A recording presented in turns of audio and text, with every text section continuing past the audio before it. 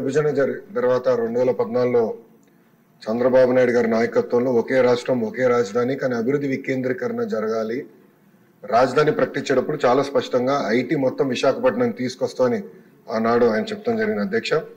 అధ్యక్ష చంద్రబాబు నాయుడు గారి చొరవ వల్ల ఈరోజు ప్రపంచంలో ఎక్కడికి వెళ్ళినా 20% మంది ఐటీ రంగంలో తెలుగులు ఉంటాం. నిజంగానే మనందరం గర్వపడాల్సిన అవసరం ఉంది అధ్యక్ష. కానీ వాళ్ళు మన రాష్ట్రంలో పనిచేసేదానికి సరైన ఎకో సిస్టమ్ లేకపోవడం అనేది చాలా చాలా బాధాకరం.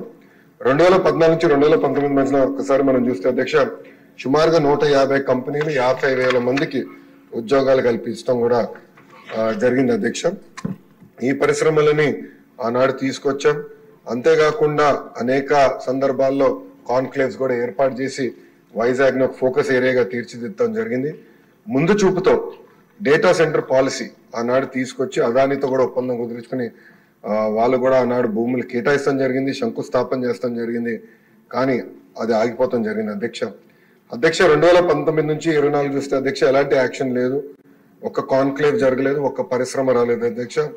ఒక మంత్రిని బాధాకరమైన పరిస్థితి ఏంటంటే ఆనాడు ఒక మంత్రిని అడిగారు అధ్యక్ష, ఆ రేస్ ఏదో హైదరాబాద్ లో జరుగుతుంటే ఇది మీరు ఎప్పుడు తీసుకొస్తారు ఆంధ్ర రాష్ట్రానికంటే కోడి ఇంకా గుడ్డు పెట్టలేదు, లేదంటే గుడ్డు కోడి పెట్టలేదు ఏదో చెప్పాడు అధ్యక్ష. అది దేవుడి తెలియాలి ఏం చెప్పాడు. ఆ రోజు నుంచి ఆంధ్ర రాష్ట్రం అనేది ఎగతాళి చేశారు అధ్యక్ష. ఎక్కడికి వెళ్ళినా ఆంధ్ర రాష్ట్ర ఐటీ మంత్రి ఇలా ఉంటారా, ఇలా అవుతే పరిశ్రమలు ఎట్లా వస్తాయని కూడా వాళ్ళందరూ ఎగతాళి చేసే పరిస్థితి అధ్యక్ష. అంతేకాకుండా అధ్యక్ష నేను మంత్రి అయిన తర్వాత అనేక కంపెనీల్లో కూడా కలిస్తే గత ప్రభుత్వంలో ఉన్న వాళ్ళు చాలా స్పష్టంగా మన కంపెనీలో వాటాలు అడుగుతాం జరిగింది అధ్యక్ష. వాటాలు అడిగారు అధ్యక్ష. దానివల్ల ఆ కంపెనీలన్నీ వెనక్కి వెళ్ళిపోయినాయి. అంటే ఐటీ కంపెనీల్లో కూడా వాటాలు అడిగే పరిస్థితి వీళ్ళు వచ్చారు అధ్యక్ష. ఏం చెప్పాలి అధ్యక్ష.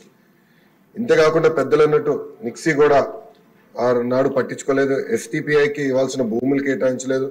ఇంకా మిలేనియం టవర్ ఫేజ్ 2 వచ్చే గల అక్కడ సచివాలయం పెడతామని మొత్తం డ్రామా నడిపించారు అధ్యక్ష. సచివాలయం పెట్టలేదు, అలానే ఐటీ కంపెనీలు కూడా అది కేటాయించలేదు అధ్యక్ష. దానివల్ల ఆంధ్ర రాష్ట్ర యువకులు చాలా చాలా నష్టపోతాం జరిగింది అధ్యక్ష. ఎన్డీఏ ప్రభుత్వం ఏర్పడి కరెక్ట్ గా 5 నెలలు అయింది అధ్యక్ష.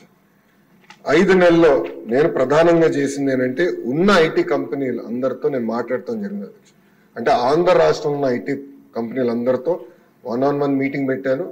చిన్న కంపెనీలు అయితే వైజాగ్ లోనే నేను మన ఐటాప్ నాయకత్వంలో నేను సమావేశం కూడా ఏర్పాటు చేసుకుని అక్కడ వాళ్ళు ఎదుర్కొన్న సమస్యలు ఏంటి, ఇంకేం చేస్తే బాగుంటుందని కూడా వాళ్ళతో సుదీర్ఘంగా చర్చిస్తాం జరిగింది అధ్యక్ష. ఇప్పుడే పెద్దలు గంటా శ్రీనివాసరావు గారు చెప్పినట్లు టీసీఎస్ ఆల్రెడీ కమిట్ అయింది. టీసీఎస్ అనేది వస్తుంది, దాంట్లో ఎలాంటి సందేహం లేదు. విష్ణు కుమార్ రాజు గారు ఎప్పటికల్లా వస్తుందని అడిగినట్టున్నారు. 3 నెలలు టైం ఇవ్వండి తప్పనిసరిగా, ఎందుకంటే ఎగ్జిస్టింగ్ బిల్డింగ్స్ కి చిన్న ఏర్పాట్లు చేయాల్సిన అవసరం ఉంది. 3 నెలల్లో తప్పనిసరిగా టీసీఎస్ విశాఖపట్నంలో ప్రారంభిస్తున్నారు. అంతేకాకుండా ముందు చూపుతో వాళ్ళని నేను చంద్ర సార్ని కోరాను, మీరు క్యాంపస్ ఏర్పాటు చేయాలి విశాఖపట్నంలో అంటే ఆయన ఒప్పుకున్నారు. దానికి ఆల్రెడీ భూములు కూడా మేము ఎత్తుకుతున్నాం. దానిపైన కూడా నేను చాలా క్లియర్ గా 2-3 చెప్పిన తర్వాత దాన్ని కూడా వస్తాను అధ్యక్ష.